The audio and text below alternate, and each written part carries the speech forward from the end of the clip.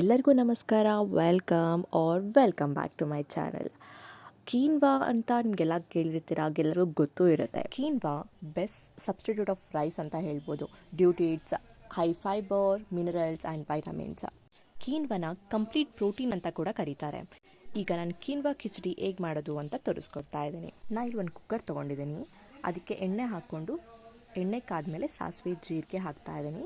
ನಾನಿಲ್ಲಿ ವೆಜಿಟೇಬಲ್ಸ್ನ ಕಟ್ ಮಾಡಿ ಇಟ್ಕೊಂಡಿದ್ದೇನೆ ನನ್ನ ಹತ್ರ ಇರೋದನ್ನೆಲ್ಲ. ಸೊ ಹಾಗಾಗಿ ಅದನ್ನೆಲ್ಲ ಒಗ್ಗರಣೆಗೆ ಹಾಕ್ತಾ ಇದ್ದೀನಿ. ನಿಮ್ಮ ಹತ್ರ ಇರೋ ವೆಜಿಟೇಬಲ್ಸ್ ಎಲ್ಲ ಯೂಸ್ ಮಾಡ್ಕೋಬೋದು. ಹಾಗೆ ಶುಂಠಿ ಬೆಳ್ಳುಳ್ಳಿ ಕೂಡ ನಾನು ಯೂಸ್ ಮಾಡ್ತಾ ಇದ್ದೀನಿ. ಆ ಸ್ಮೆಲ್ ಮತ್ತು ಟೇಸ್ಟ್ ಕೂಡ ಸಖತ್ತಾಗಿ ಬರುತ್ತೆ. ಹಾಗೆ ಪೀನಟ್ ಕೂಡ ಹಾಕ್ಕೊಳ್ತಾ ಇದ್ದೀನಿ. ನಾನು ಮಿಲ್ಲೆಟ್ ಮತ್ತು ಹೆಸರು ಬೇಳೆನ ಒಂದು ಹಾಫ್ ಆನ್ ಅವರ್ ಮುಂಚೆನೇ ನೆನೆ ಇಟ್ಕೊಂಡಿದ್ದೀನಿ. 1:3 ರೇಷಿಯೋದಲ್ಲಿ ನೀರು ಹಾಕ್ಕೋಬೇಕು. ನಾನು 1 ಲೋಟದಲ್ಲಿ ನಾನು ಕೀನ್ವಾ ತೊಗೊಂಡ್ರೆ 3 ಲೀಟರ್ಸ್ ಅಷ್ಟು ವಾಟರ್ ಹಾಕಬೇಕು. ನನಗೆ ಮಸಾಲೆ ಹಾಕ್ತಾ ಇದ್ದೀನಿ. ಖಾರದ ಪುಡಿ, ಅರಿಶಿನ ಪುಡಿ, ಗರಂ ಮಸಾಲ, ರುಚಿಗೆ ತಕ್ಕಷ್ಟು ಉಪ್ಪು ಕೂಡ ಹಾಕ್ಕೊಳ್ತಾ ಇದ್ದೀನಿ. ಹಾಗೆ ನಾನು ಸ್ವಲ್ಪ ಗೀ ಹಾಕ್ಕೊತೀನಿ, ಟೇಸ್ಟ್ ಬರುತ್ತೆ ಅಂತ. ಕೊನೆಗೆ ಕೊತ್ತಂಬರಿ ಸೊಪ್ಪು ಹಾಕ್ಬಿಟ್ಟು ಲಿಡ್ ಕ್ಲೋಸ್ ಮಾಡಿ 3 ವಿಷಲ್ ಕೂಗಿಸ್ಬಿಡಿ.